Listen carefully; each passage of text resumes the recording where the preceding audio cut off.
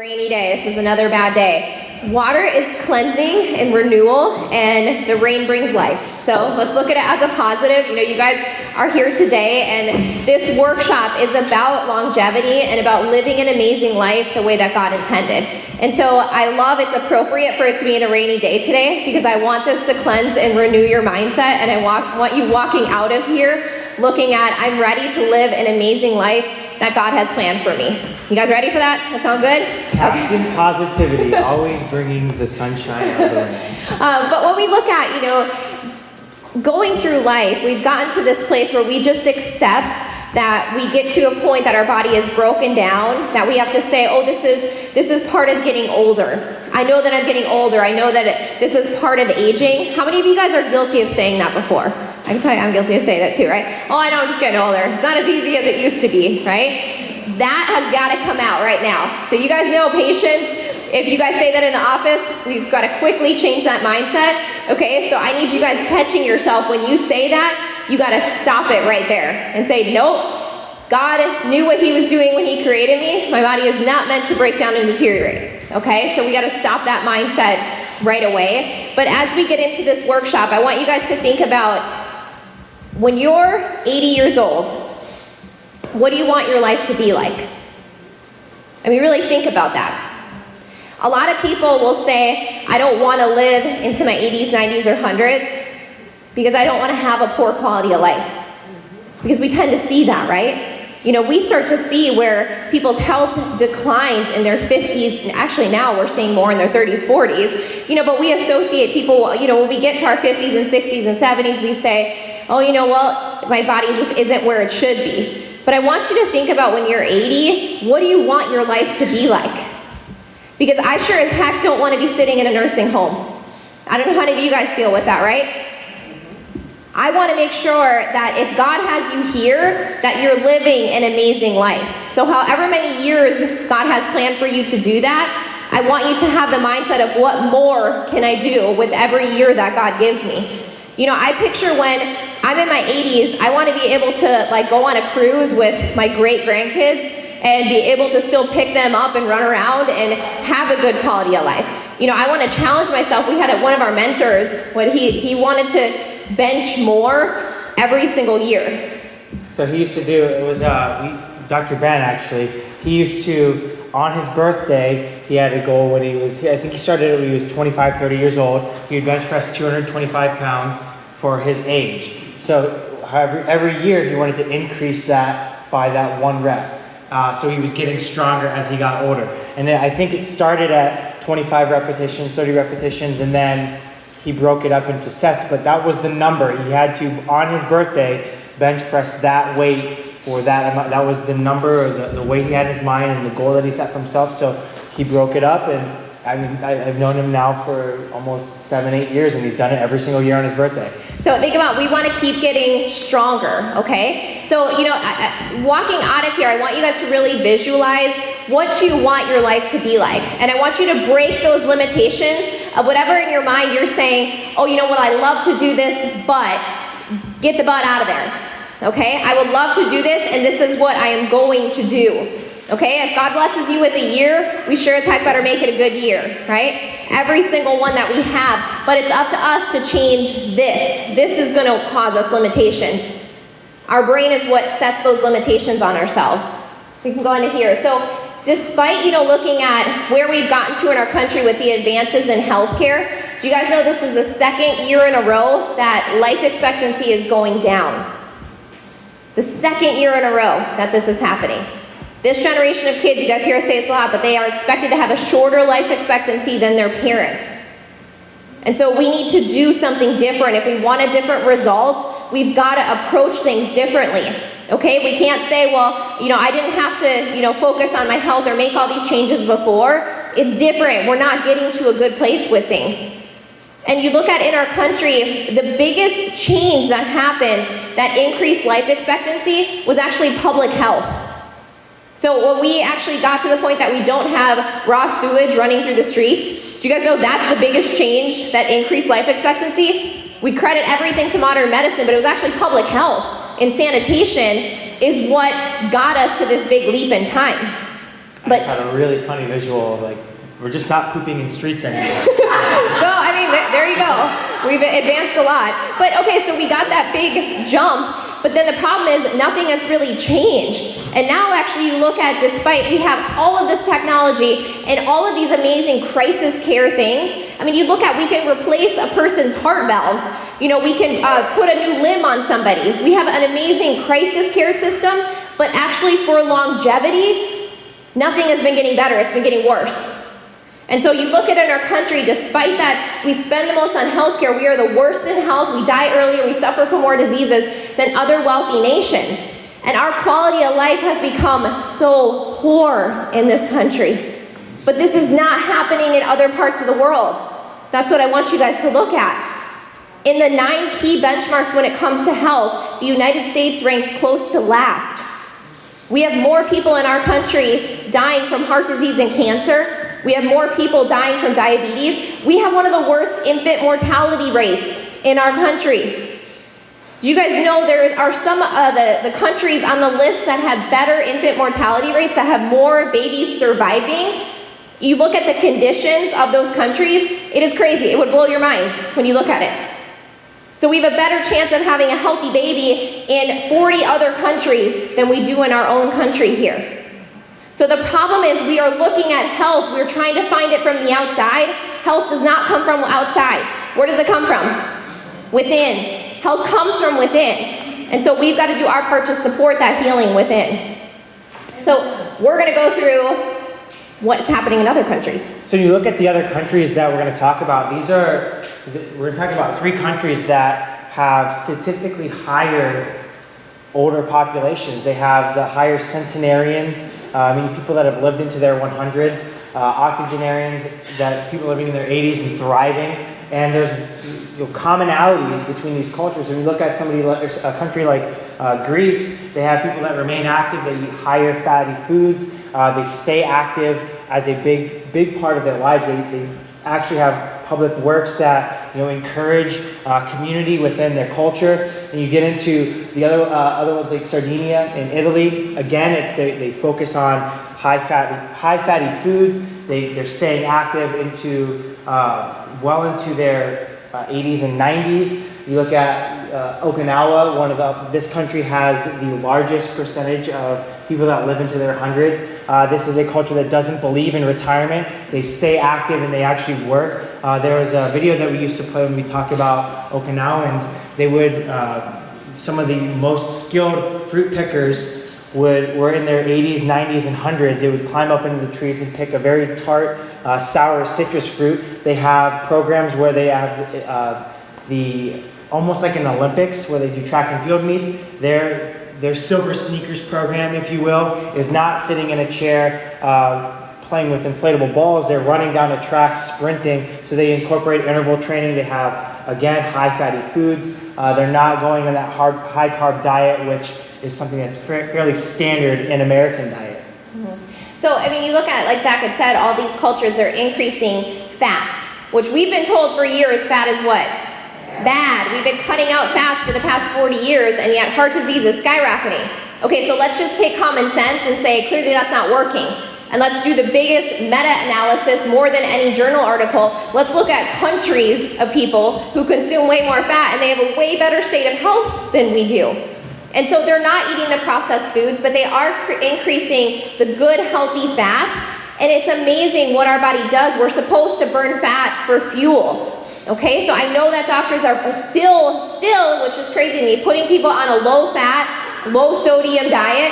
I mean, it's nuts. I just came back from my primary and had blood work, and they put me on a low-fat, low-sodium diet. I'm like, that's like nutrition from the 80s. Like, we're still going off of that, and they've actually found that we have the lowest rates of cholesterol in our country, but higher rates of heart disease. So they found no correlation with actually lowering cholesterol and a decreased risk of heart attacks and stroke. Isn't this kind of insanity? But yet people are still getting put on statins and more of these cholesterol-lowering medications, even though they haven't been shown to actually get people any healthier as a result of it. And so like I said, I'm going to congratulate our healthcare system with doing a great job getting us out of crisis. But as far as longevity and building health, you gotta look for other sources of healthcare because the advice that we're still getting is insane. You know, I love our patients go in and just kind of smile and nod, and they walk out and they're like, I'm not gonna do that, but thank you for telling me that. So I want you guys to, you know, I love you guys coming to these workshops because we need to arm you and inform you so you have the knowledge and can make decisions, what's best for you, not just going along with being told what you're supposed to do. Another thing that those 3 countries have that wasn't really in the notes section of this workshop was they also don't have televised commercials for pharmaceutical medications being broadcast to them through their TV, radio, internet. You know, we're one of only 2 countries in the entire world that allow pharmaceutical companies to advertise directly to the consumer. So that's another huge commonality. They're not being given a list of side effects by their TV and being told to ask their doctor if they're dealing with whatever. You know, their doctors are actually doctoring, which is another reason why we see such poor health outcomes in here, because the consumer a lot of times will drive the decision of what is being prescribed from them because the television told them to ask for it. I mean, think about how crazy this is. You get told in between watching a show, go tell your doctor and ask them for this medication. Oh, so you're literally being told, like, go to your doctor and tell them I want to be on this medication. Like, what? How is that even legal for that to happen? You know, but so the result of where our mindset is right now, it's not by accident that we've gotten here. We've literally been forced into this mindset of sickness, disease, and the expectation of you're gonna need medications to get through life. That is what has been forced on every single person. And so I understand it's kind of hard to change that way of thinking, but it is important that we start to work on that, because that is not the case. You know, we shouldn't have to rely on medications to get through life. It's our job to make sure that we're doing our part to support the body. You know, but if we're going through life eating processed foods, if all of the food that we're consuming is man-made, how the heck do we expect our body to heal the way that God intended? You know, the entire fuel source that we're putting in our body isn't allowing us to heal the way that we're supposed to. You know, we're going to go through a little bit with toxicity, and we have a whole workshop that's going to be coming up about it, but we're putting more and more toxins in our body. Our entire environment is more toxic than it's ever been before. And so we're burdening and causing all of these stressors that, of course, our body isn't going to function the way that it was designed to. But the problem is that we don't value our health until we get to a crisis point. Would you guys agree with that? Yeah. We don't even pay attention to it. You know, and so I want to encourage you guys, if you have your health right now and you're sitting here and you're functioning and you're alive and you're aware, every day we should be working hard to keep our health. Because again, you know, every day that God blesses us to be here, we need to make sure that we're having a quality of life and that we're being productive. But we can't do the things that we're called to do if our body physically breaks down. And so that mindset, we've just got to push through those barriers, that there should not be the expectation that we're sick and weak and broken and I'm just going to have to be on medication the rest of my life. If you've been told that, you've been lied to. As a complete lie that we've been told that we should not have to rely on medication to get through life. A medication will get you out of crisis. You need to fix what caused it to happen in the first place, and then what? Get the heck off the medication, right? The medication is not the answer forever. It is there to get you out of crisis, and then we've got to make changes to be able to work through that. She's getting fired up. I thought she was going to swear. I was like, oh my gosh. So angry. So, you know, we look at it. See, Zach just got your laugh in there. Wonderful. I'm the color guy up here. But, you know, when we look at it, you know, it is our mindset and how we look at things. When we're constantly looking at life as burdens and stress and, you know, we're constantly overwhelmed with things, we're never enjoying the moments.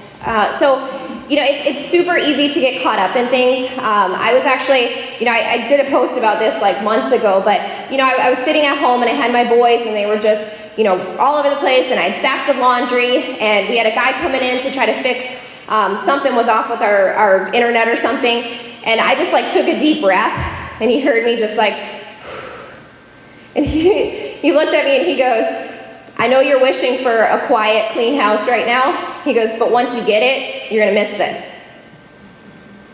And I just smiled a second because, I mean, is that not the truth? He goes, you know, he goes, now, you know, my wife and I, all of our kids are grown, and our house is perfect. And our house is quiet. He goes, I would give anything for this chaos again. And so we never appreciate the moments until we don't have them anymore. So I want you guys to do everything you can to stay there. I'm gonna grab some water really quick. I got fired up there. Losing my voice. But this one here, with getting involved. Do you guys know that physical touch and social acceptance is a part of survival? If you guys were in the wild, if we were just animals in the wild, which we didn't have buildings and we were... Technically, we kind of are. We kind of are. But we have nice protected buildings. But if you were forced to be on your own in the woods for survival, you're gonna survive a lot better if you have a pack or a herd with you, right? If you have other people around you. And so our body is innately designed that we crave physical touch and social acceptance for our own survival. Because we know if we are stranded on our own, there's a lot less of a chance that we're gonna survive with it. But I want you guys to think about the herd that you surround yourself with.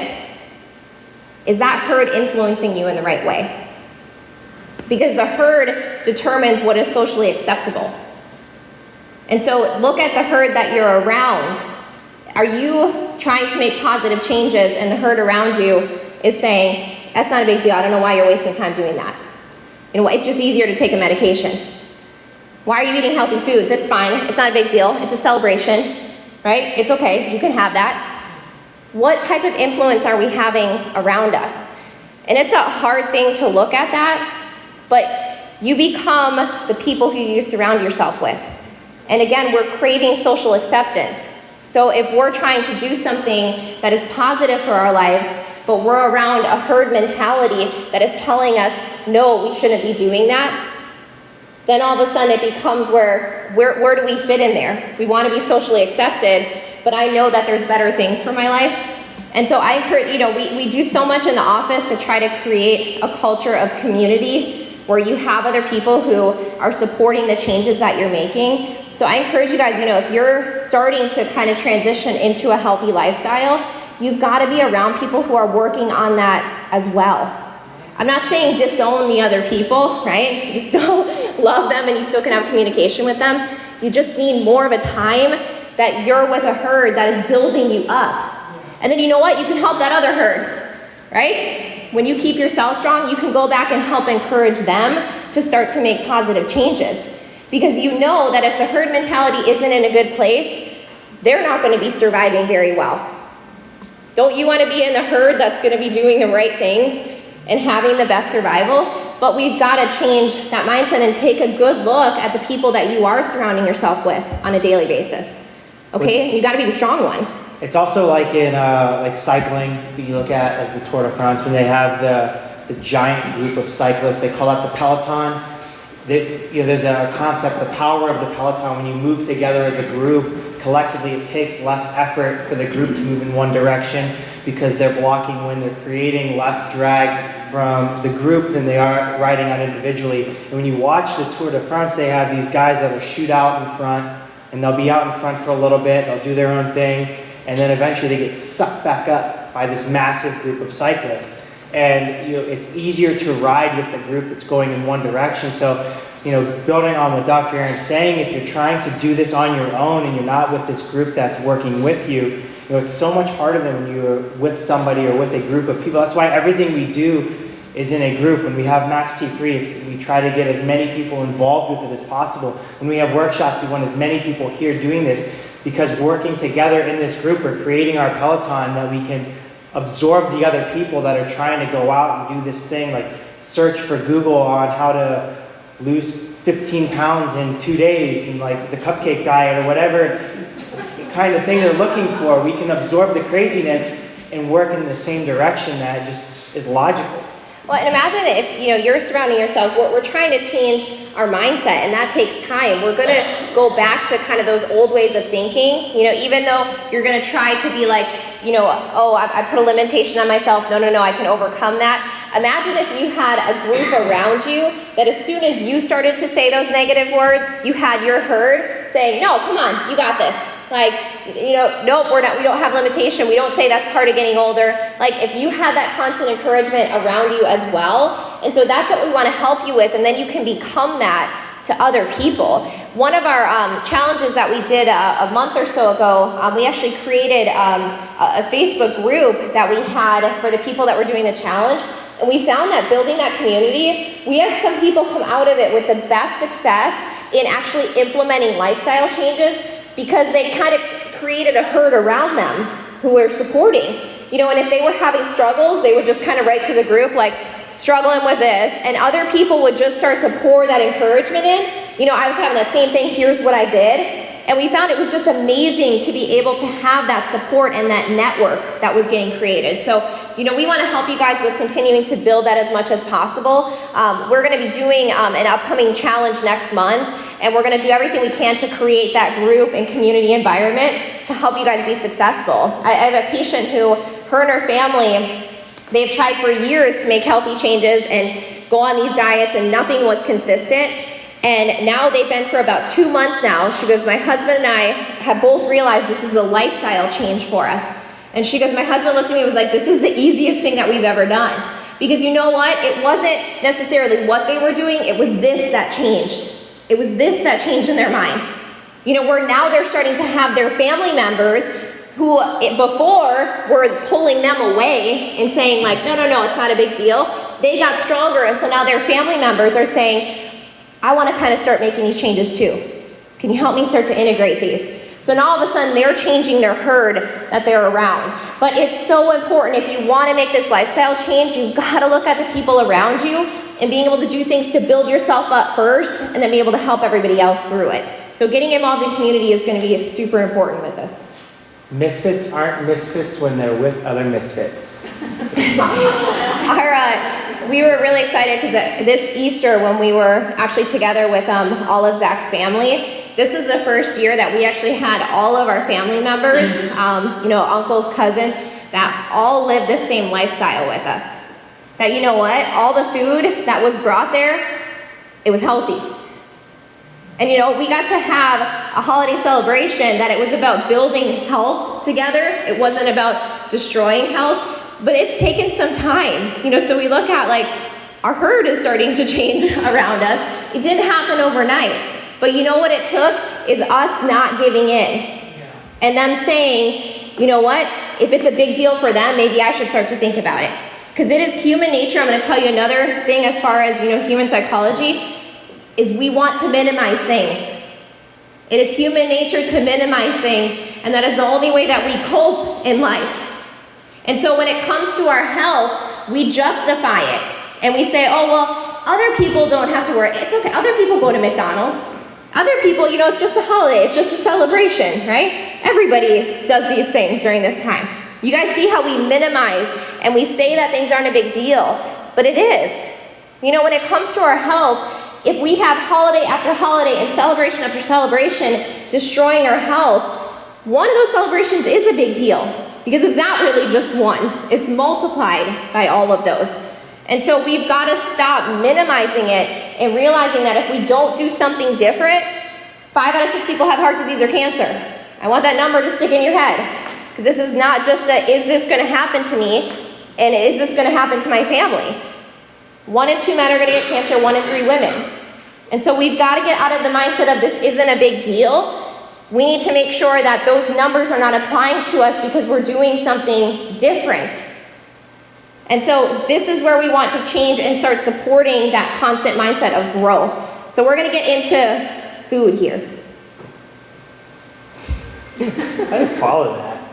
Let's talk about food now. She just dropped this, like the scariest stat, I think, for every American, because right now, 5 out of 6 people are going to be diagnosed with heart disease or cancer.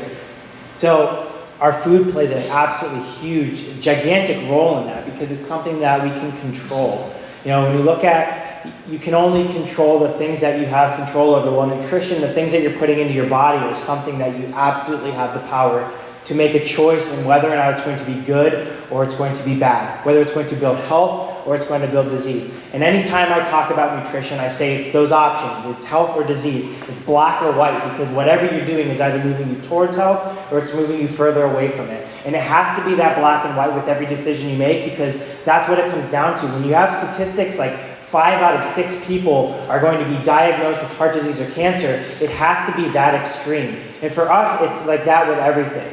Any decision that we make is based on that idea of we're moving towards the thing that we want or we're moving further away from it. And when you look at it like that, it's easy to make the healthy choice. It's easy to pass on the things that are going to make you feel good for a minute or two, and then you feel like crap afterwards, or you regret eating it, or you're wanting to sleep in because you need to sleep it off. So when you look at our nutrition, it's easy to make the right choices when you look at it's either doing something good for me or it's doing something bad for me. Well, and looking at the mindset of food, it is going to affect your mood, and it's going to affect your thought processes and your outlook on life. Your food will affect your mood. What you're eating is going to affect the neurotransmitters, and it's going to affect how your brain even processes and thinks about things. So it's a big deal, if we want to talk about the constant mindset of being in that forward direction that we're working towards, has to be a change that comes into it. And I like this slide because that little quote up there, it's not a diet, it's just changing and creating a healthier relationship with the things that you're eating. It's not about not giving yourself things that you enjoy, it's about changing the things that you enjoy because it makes you healthier. It's looking at what you're getting from the things you're eating a little bit differently and becoming a lifestyle change. We don't want you to give up every single thing that you enjoy. We want you to find different ways to do it so that it's also enjoyable and it's also building health. Well, and you don't want to look at food as I can't have this. It needs to become, why do I not want to eat these things?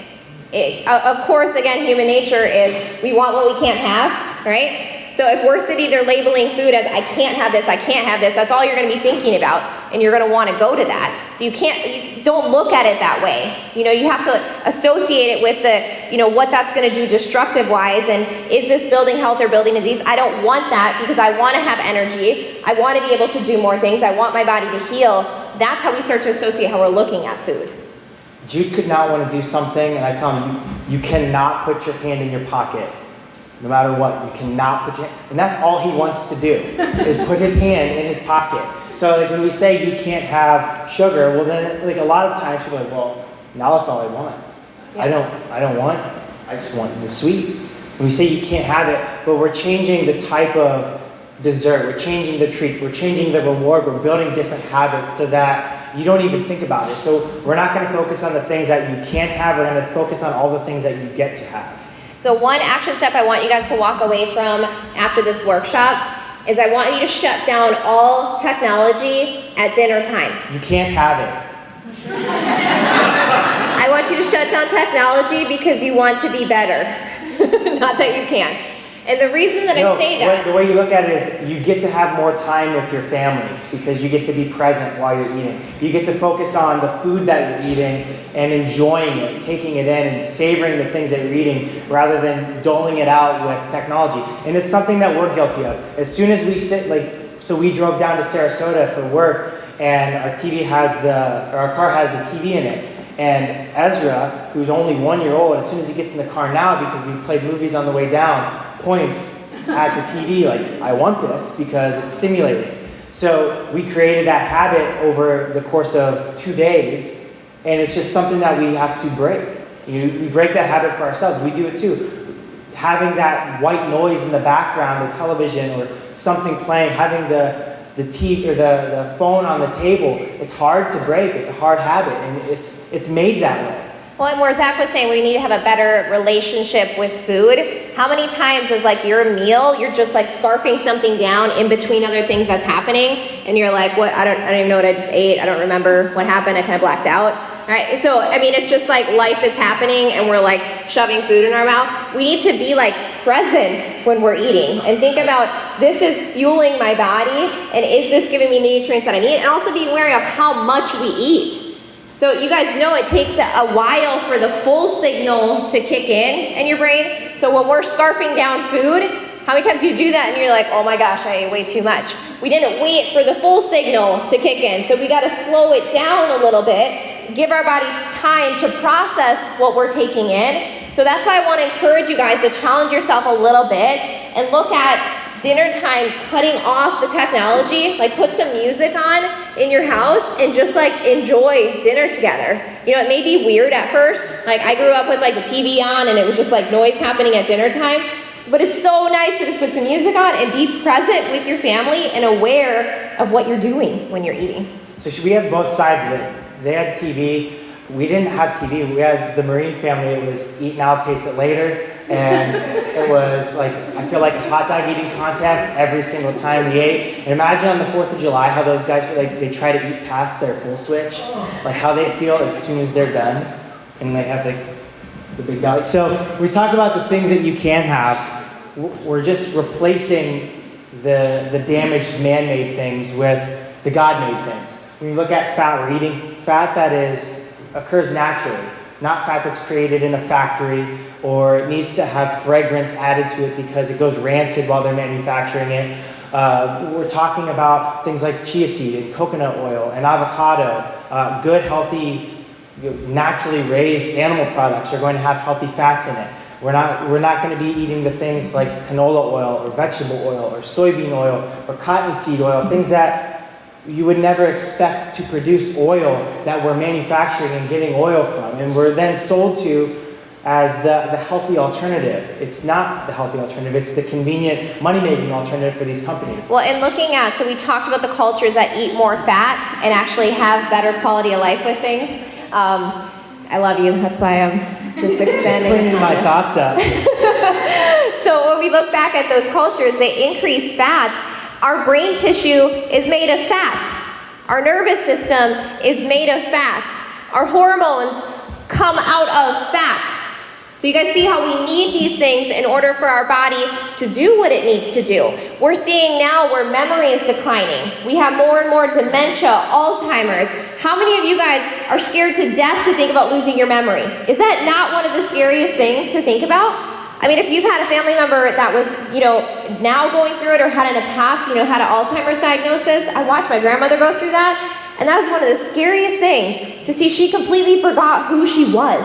She would wake up in the morning and not even know who she was. The day that she forgot who my mother was, like she didn't even recognize her own daughter. I just think about how scary that would be, and that is not how God intended for things to be. But we're seeing all of these things on the rise. We're cutting out fat out of our nutrition. We're cutting out something that the body needs in order to function, in order to live a long quality of life. And so if we want to keep our brains healthy, we've got to be consuming more of the good, healthy fats, which is going to keep that functioning well. When it comes to protein, it's becoming very mainstream now. A lot of people are posting like vegetarian or vegan, avoiding all forms of animal protein. And one of the commonalities of the cultures that we talked about that statistically live longer than us as Americans is that they do consume animal products, but they're consuming quality animal products. So if you are going to be consuming animal protein, it has to be, that's the number one, do not budge, line in the sand. This is where you're making the biggest investment in your food budget is going to be going towards those animal proteins. It's one of the things when it comes to, we talk about black or white, health or disease. That is the reason that red meat has been given this bad stigma. It's because most of the people that are consuming red meat that have issues with heart disease or that have poor, declining health, it's because they're consuming the conventionally raised animal products or beef that's grown and manufactured. It's not even raised anymore. It's manufactured in a factory. So you guys know that they actually just found that there are football players that are testing positive for steroids, and they haven't actually taken steroids, and it's coming from the meats that they're eating. They're testing positive for steroids because we're pumping our animals full of steroids and growth hormone to have them grow faster, but then those things don't come out of the animal before we eat it. That's going right into our bodies. And so you look at, that wasn't happening years ago. So when I have patients saying like, I didn't have to be aware of all these things, so when they're thinking it's no big deal for their grandkids to be, going to McDonald's or things like that, it's not the same food anymore.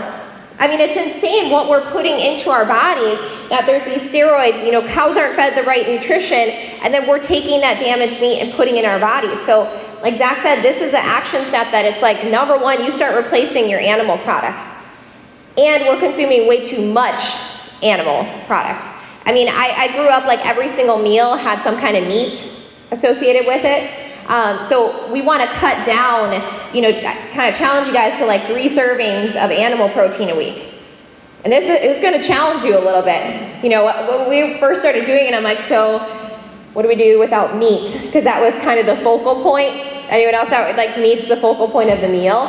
We want to cut down on the servings of it. So I feel like every guy just like tuned you out. But when we look at this, if we're buying the quality animal products, but we're cutting down on the servings, yes, there is a little bit more of a cost in buying the quality products, but we shouldn't be consuming as much as we are. Okay, and that's where you want to increase a lot more of the plant-based nutrition and increasing those things that you're going to be able to replace some of the animal products with it. The last little circle up there, when we're talking about carbohydrates, we're not just talking about sweets or bread, we're talking about fruits and vegetables as well. And the big thing with nutrition, how we approach it, is we just try to eat more vegetables. So when she said, like, what do we eat? If we're not going to be eating meat at every meal, what do you eat? Well, you eat vegetables. And you can eat a lot of variety. You still get protein, you're still going to get plenty of nutrients from it, but that's going to be the bulk of your carbohydrates, are going to be healthy vegetables. When we get a little bit more specific in things like with Advanced Plan, we're still focusing on good healthy fats over the refined fats. We're still focusing on quality animal protein. We're going to make sure that we're not consuming too much. And then we're just going to be eliminating the grain portion of the carbohydrates. So there's not a huge difference in the approach to nutrition, whether it's our core nutrition or it's our advanced nutrition. We're just looking, the only big difference is the amount of protein you're consuming and the type of carbohydrates. So when we want to get really strict, if we're dealing with major health issues, or we're trying to change hormones, or we're trying to speed up the weight loss process, or really revamp our health, we would go to a more strict period of time where we're eating advanced nutrition and we're not consuming as many carbohydrates. So we're taking out all grains and we're taking out most fruit. Granny Smith apples and berries would be the only type of fruit that in sour citrus fruit like lemons and limes would be the only type of fruit you would consume on the advanced nutrition. We're even kind of tweaking a little bit where you can still have all types of fruit. You're just going to have 1 serving of fruit per day. But that's the details that we would get really specific with you individually when we would do a specific nutrition consult. Well, and where Zach was talking about going more strict with this is to allow our body to go through more healing. So they're actually finding that Alzheimer's and dementia, that it's more of a type 3 diabetes. So this is new stuff coming out. So Alzheimer's, a type 3 diabetes. It's a blood sugar issue. So we have so much toxicity building up, and they actually, for years, we were, in actually all the medical textbooks and anatomy textbooks, we were told that the brain has no lymphatic system, that the brain doesn't really like detox or anything like that. They actually found, this was like big news and had to like change all the textbooks, the brain actually does. It does have a detoxing mechanism. And so through the blood-brain barrier, there is exchange of nutrients and toxins coming out. Well, we know that with things like diabetes, that there's an issue with the energy in the body, and the cells start to learn to run off of sugar. We're not meant to be sugar burners. Our body is meant to run off of oxygen. But we teach our cells to ferment sugar, to ferment in an oxygen-poor environment. We train ourselves to do something different, so the brain actually starts to change what it's doing as far as nutrition goes. And so looking at, when people are foggy and their memory is not where it should be, that's a warning sign that there's blood sugar imbalances, and the long-term risk for that is diabetes can be managed with insulin. I'm telling you, not fixed, it can be managed, but even while it's being managed, the damage is still happening to the brain tissue. So we have a patient in her 60s who's been on insulin for years. She's finally started making changes with nutrition, exercise, and she's getting off of the insulin. She doesn't need to have it anymore. So it's something that we've got to, really work hard, and it takes some time to correct if we've gotten to where we've taught our body to do something for a long time. But our body needs to be able to learn how to burn oxygen and burn fat instead of burning sugar. So where Zach was saying, we cut out some of those high sugar fruits, because we're so used to that, and we need to cut down for a period of time to kind of reset our system. Does that make sense? And she's ramping up to something. We're going to talk about fit. She's talking about creating oxygen, burning fat, talking about fitness too. So when Dr. Aaron's talking about that fitness component, that exercise component, how we create an oxygen-rich environment, we're talking specifically about a type of exercise that creates that environment for our tissue, that brings oxygen into our body, that burns sugar while we're working out so that our body will burn fat afterwards. I mean, there's over 400 documented research articles looking at the process that our body goes through. They call it the afterburn effect, or excess post-exercise oxygen consumption. The metabolic switch that your body goes through when you work out in this type of exercise that we're going to talk about. And real quick, those cultures, relating it back, all of those cultures moved their bodies. They moved their bodies. So cultures that center their day around movement, that they stay active, they're not sitting, they're not retiring in a sense where they're not doing anything, they're staying active. It's that activity that we have this genetic requirement for. That's the reason if you have a Fitbit, or if you wear the pedometers that track the 10,000 steps, that number was based off the average amount of steps that we just got culturally while we were working. And while things were becoming the industrial era, before we switched from desk jobs to what we're doing now, where we have to have a piece of equipment tell us, hey, you need to get up and move. You've been sitting for 3 hours. It's a reminder, get your steps in. We never used to have to do that. Movement was just something that we did. And now the type of exercise, when we sit all day, we create these muscle imbalances. We don't want to exercise anymore because we're tired, and we become tired from sitting. So the type of exercise that we're talking about, our program isn't an hour long. I think most people here have worked out with me at some point with Max T3. It's a short 12 to 15 minute exercise program where we get an hour's worth of work done in that 15-minute period. So we're not talking about just doing whatever you want for 12, 15 minutes. We're getting a lot of work in a little period of time, and the hormone benefits from that are huge. So this is where we want to switch that mindset to culturally, where movement becomes part of what you do on a daily basis, okay? It's not do I want to exercise today? It's not about changing the way that you look. It's about an essential for the body's ability to do what God intended, okay? Exercise has nothing to do with changing what your body looks like. Now there is a cool effect of you get to look good, right, when you start to be healthy. But the reality is you're doing it because this is what the body was created to do. So these short bursts of energy, the other benefit aside from balancing hormones and creating this effect where your body's metabolically burning fat more efficiently, it's also circulating the system, the lymphatic system that Dr. Aaron was talking about. When it comes to toxicity, we're circulating the blood through this lymphatic system, so it's filtering out toxins. So from a benefit of mindset, it helps to balance out stress. You see a huge serotonin release while you exercise. It helps your spine stay more fluid, keeping it moving. It helps you burn fat more efficiently. It helps you to not rely on sugar for energy. It helps to circulate and create oxygen in your system. It helps you eliminate toxins. It helps you go to the bathroom more. I was just reading a research article that squatting actually helps you pump your digestive system so you can poop better.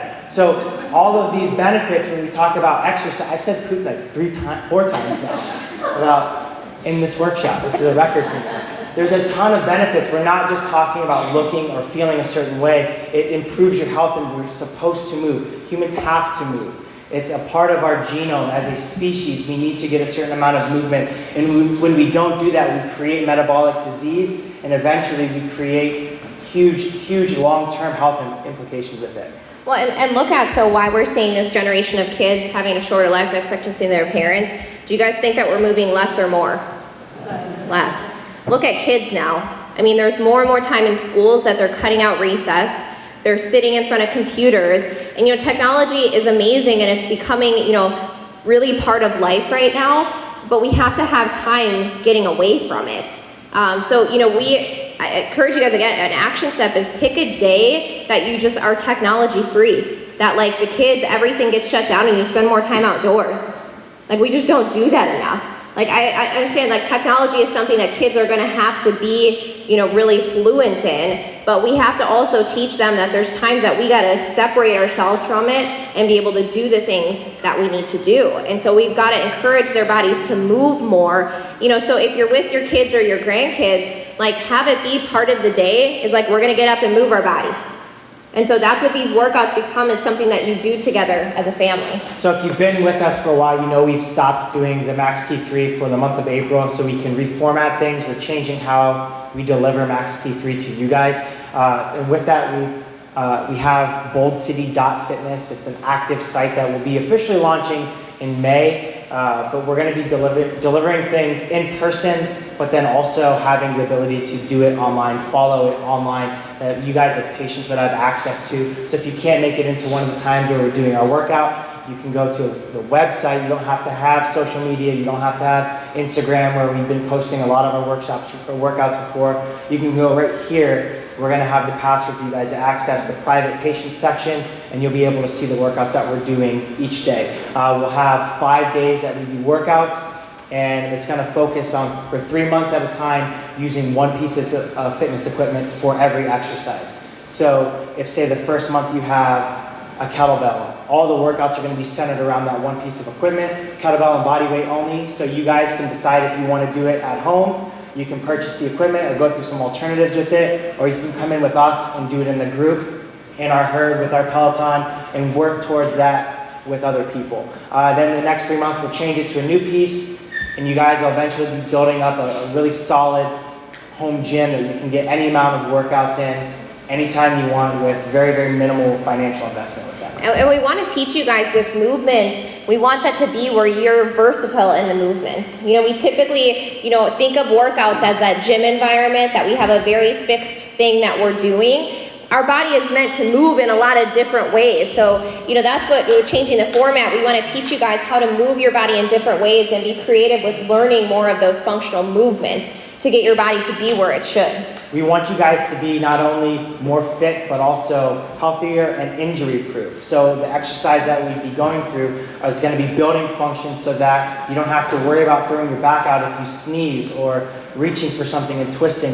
The movements are going to be safe for everybody. So if you've never worked out before, definitely want to come and work out with us for the first few times to make sure that you're doing it safely. And then you can go out on your own and do the workouts. They can predict how healthy somebody is, or the longevity and quality of what their life is, by just watching somebody go from sitting on their butt to standing up without any assistance. On the ground, cross-legged. There's actually a whole scale that they look at and can assess what your state of health is based on your ability to get from your butt to standing up without using any help.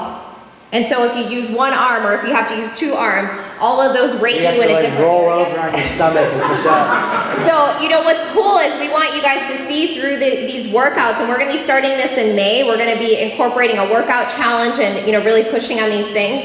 Is we want you to assess, okay, where are you right now, and ending the month in a lot better functional place. And you guys see where this is going to build quality of life. You have people in their 60s that can't even bend over, have a hard time getting in and out of the car.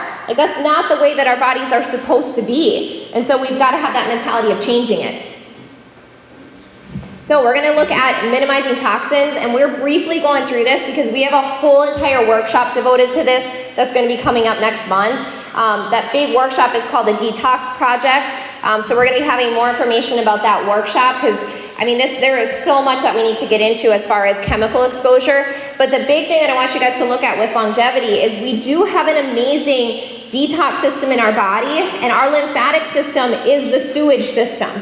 The lymphatic system is what gets rid of damage or things that the body doesn't want, but the lymphatic system only works through movement. It literally doesn't work any other way. So if we're sedentary all the time, regardless of where we are trying to minimize toxins, we're going to be exposed to environmental chemicals. That's the reality of where our world is right now. But moving your body more is going to allow the body to detox the way that we were created to.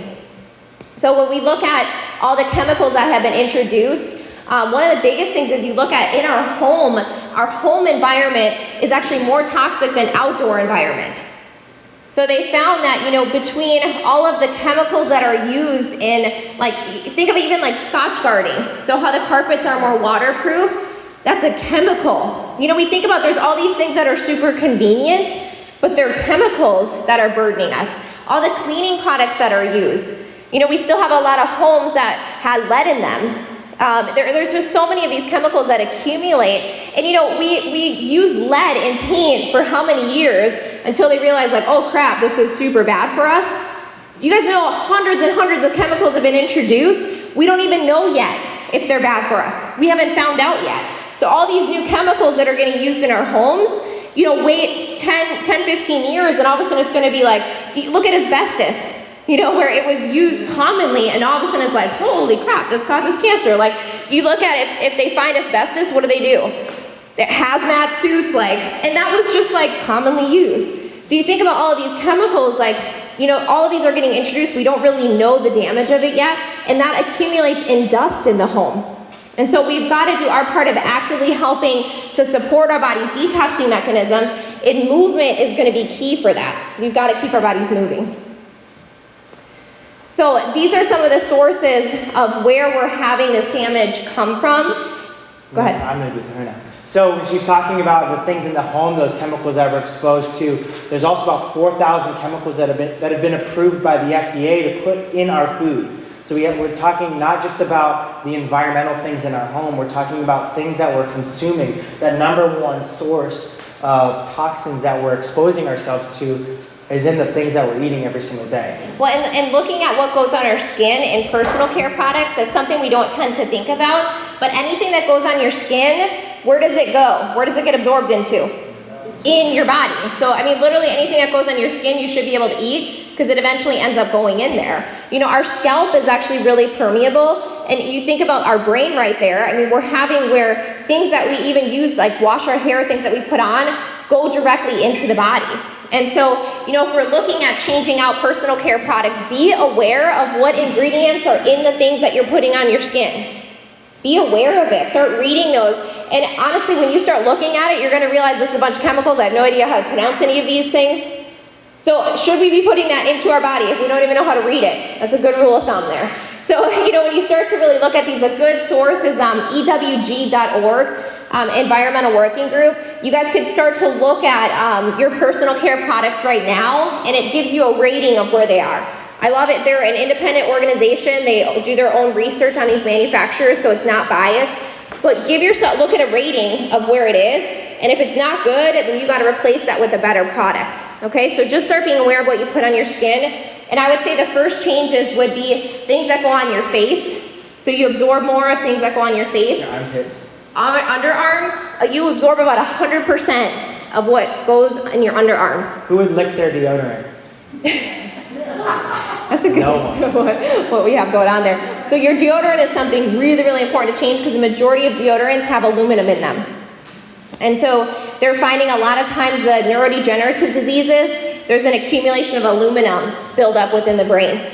And so if we're putting that directly onto our armpits, it's going right into our bodies and getting absorbed into there. So I would say your deodorants are really important that we start to change out right away. What's the website?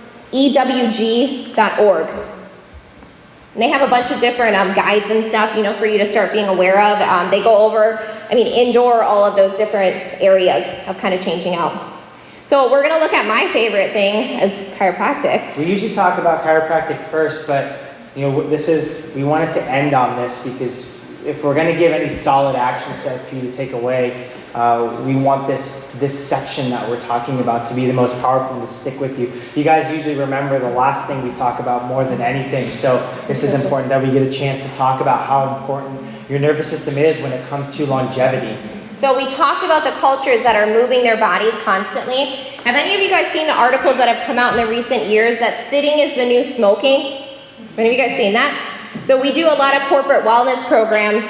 You know, we work with different businesses and organizations and help implement, you know, changes in the organization as far as wellness. And that's a big topic that we go through is they found that sitting causes the amount of damage to the body that something like smoking does. We sure as heck wouldn't think of those things as going together. The reason it's so damaging is because we talked about our lymphatic system needing to move, but also the only way that the brain receives nourishment and nutrients and detoxes is through the cerebral spinal fluid, the CSF.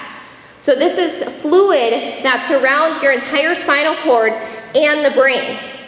The only way that the spinal fluid moves is there's a pump. So the bottom bone, the tailbone in your spine, when you're moving around, it actually pumps and gets that fluid going back up into the brain. So you guys think about infants, you know how babies like to be rocked and soothed? Do you guys know why that is? It actually circulates the CSF fluid. Same thing with a shusher. A shusher. Yeah, that's what our son called it when we had our other one. He called it a shusher. I'm like, that is the most appropriate name for that. When they're sucking on a nook or whatever you call it, it does shush them. But what it actually helps to stimulate that movement through there. And so we need to have movement of the spinal fluid going through our entire spine and into our brain. That's the way that it receives nutrients. Well, you think about when people are sedentary and when people start to have damage in their spine, we have patients come in and we start to go through those warm-up exercises on the disc. And we see people starting and they're like, oh gosh, I can't even go forward. I can't turn this way at all. How well do you think your brain is getting nourishment if you can't move? It's not getting it, right? So we don't have nutrients going to the brain. We're going to see those neurodegenerative disorders increase. And the neurodegenerative disorders, I talked about dementia, Alzheimer's, but we're also seeing a rise in MS. We're seeing a rise in Parkinson's. All of these are neurodegenerative diseases of the brain. And this is not a flaw in God's design. God designed the body beautiful for the brain to be able to get all the nutrients that it needs, but it requires proper movement happening. So when you guys think about, when you guys are coming in and getting adjusted, think about how powerful that is, that yes, we're getting your body moving better, but each time you get adjusted, it's actually helping to heal and get nutrients to your brain. So that's how we want to end on this, because the research has shown one of the most powerful things that we can do to prevent neurodegenerative disorders is to keep our spine moving. So when you have every joint in your spine moving the way that it's supposed to, we can see that nourishment working exactly the way that it was created. And so we talk about the arthritis or deterioration. If you have arthritis building up in your spine, how well do you think your brain is going to be functioning? Not well, because the arthritis means the joint isn't moving. Do you guys know that if your joints move, you will not have arthritis?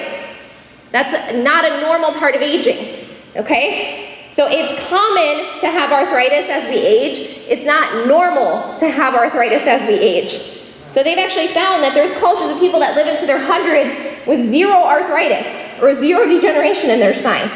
If we keep it moving, we can stop. So if you already have had those changes building up, we've got to do everything we can to stop it and be able to get the body to heal up. So actually now we're seeing kids as young as like 10 years old having arthritis in their spine, because we're seeing that lack of movement that's happening. And so that's why we start young with being able to make sure that the spine can develop the way that it's supposed to. You can go to the next one here. So we can get the spine moving and make sure that the nerves are communicating the way that they're supposed to. So if we want our body detoxing and we want our brain getting nutrients at the highest capacity, we have to make sure that everything is aligned up the way that God designed. Okay, so God does not need any help, just no interference. Our job is to make sure that we are not putting interference to God's design. And that's why we work hard to make sure that we are keeping our spine moving. You guys coming in for your adjustments so we can fix areas where arthritis and damage has built up, but then you're also doing the home exercises to prevent the damage from accumulating, right? You guys are all nodding with me like, yep, I'm doing my home exercises, right? Totally doing them every day. But you guys know, if you guys spend a lot of time sitting down, what do we need to do? We need to counteract that. So when you do those warm-up exercises, the movements on the disc and the traction, you're actually rehydrating the spine and keeping that fluid moving the way that it's supposed to. Okay, so we just had you guys sitting through this workshop. I'm sure it's hectic you guys to get home and do your exercises, keep things moving. So we should do a whole workshop that everyone's squatting. You guys know, so we talk about sitting being damaging. Do you guys know the natural way that God biomechanically designed us to be? Is it a squat? You guys ever watch kids play? When kids play, I look at, we just went to the beach and my son sat for like an hour playing in the sand like this and like was totally fine. Like that's the position he wants to be in. That's how God designed us to be. And other cultures can actually do that. Yeah. Here's this lady, she's from Filipino. She's like 79 years old across the street from me. Yeah. I seen her out there squatted like that for 2 hours straight. Yep. in peace. So we should be able to do that with no problem. You know, so when I go down, I want to go on my toes, This room, if they did that, wouldn't be able to get back up after 2 hours. rolling over. But you guys look at when you go down, I can stay here if I go on my toes. You know what's hard is when you go flat. Like so our hip flexors get so tight when we're sitting that it's hard for us to get in that position. You know, so that's a movement that we should be able to do. And we want to challenge us. I encourage you guys, go home and try it. You can do it in privacy to see like, oh gosh, I hope nobody sees me. When I went through my first pregnancy, I was told how important squatting was. The first time I went down, I literally had to roll over to get out of it. Like I couldn't straighten my legs back out, so don't feel bad if you have to do that. But we want to work into being able to move that way. That's how the body was biomechanically designed to function and work. So, you know, when we look at how important it is to correct these things, you know, I want you to look at this is what's going to get you out of that limitation mindset. You know, if we've had damage in our spine, we people who they're trying to exercise, they're trying to incorporate these healthy changes, but if your spine isn't in the right position, you're going to fall right back to where you were. We've got to correct this.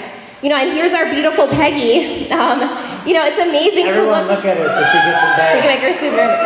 There we go.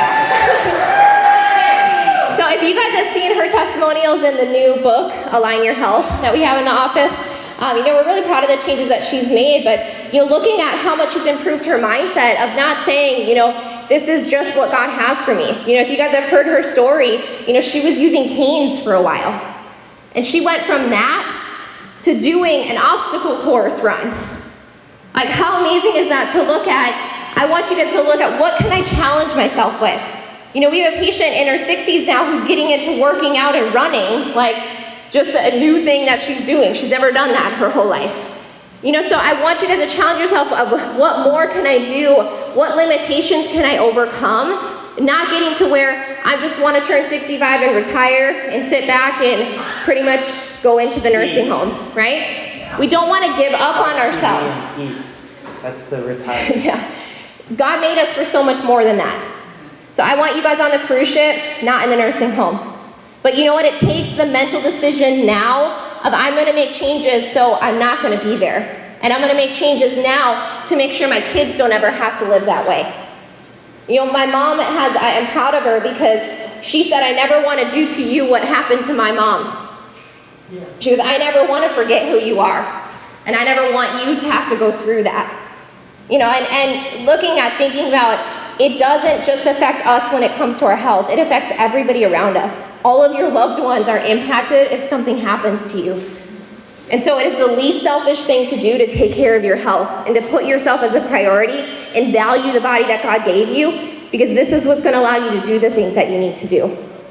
And so, you know, I want to encourage you guys that, I'm going to change this through here. You know, when you feel symptoms, don't say that that's normal.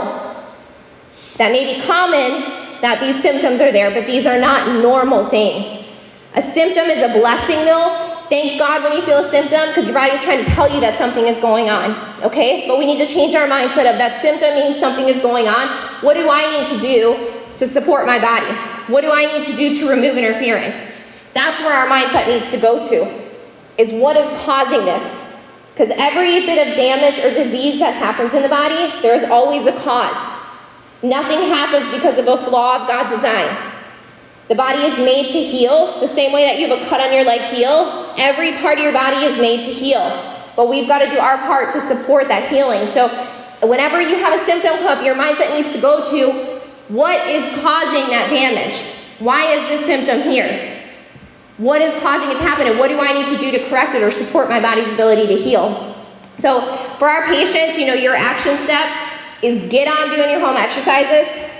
Make sure that you are doing your part to constantly get the body doing what it's supposed to do. You know, for any of the guests, or if you guys have had family members that have not had their spines evaluated, you know, we look at, if we want to keep our body healing, we've got to get it back to how God designed it to be. And so, you know, we have a community dinner that's going to be coming up. You guys know we do those every month. And, you know, we started doing those because we had so many people who wanted to change their herd because they love them. And inviting them out to a community dinner is a way to be able to share a different mindset with them and help them to see there is an option for another approach. There is an option for our body being able to heal. We don't have to be on a medication the rest of our lives. We don't have to accept that a doctor told us that there's nothing that we can do. And so I encourage you guys to invite people in your group and people that you surround yourself with, invite them to the dinner. You know, there's no pressure. They don't have to do anything. But they need to be opened up to a different mindset and have an opportunity to make a decision if they want to. And so, you know, we actually have the sign me ups. If you guys have any of those to turn in to Blakely right here. She's got the box there. This is for any of the upcoming workshops. This is going to be for the community dinner coming up. We have the detox project. What else we have? The Max Mind. Max Mind and the Essential class, where we go through how you make this practical. The Essential Foundation class is also where we give the opportunity to sign up for the one-on-one nutrition consults, and where you can sign up for Shop Like the Doc, where we take you through Publix, we show you how to read labels, we show you how we approach shopping, so it's the practical side of nutrition. I am so excited. I am very excited. I am so excited, I had to come. I had to come. And there's a raffle. I have medical proof on my blood work. Wanted to put me on these medications for cholesterol, all of this other stuff. And I came to both of them, and my blood work's normal. Amen. What you're saying is so true. My doctor sat there and said, you need to stay away from avocados, coconut. I'm Stockton, and I said, excuse me, I eat an avocado a day. That's bad. I said, no, sir, I'm not believing that. You need to be on a low-fat diet. They put my mother on a low-fat diet. She died of Alzheimer's. What they are saying is the truth. Thank you.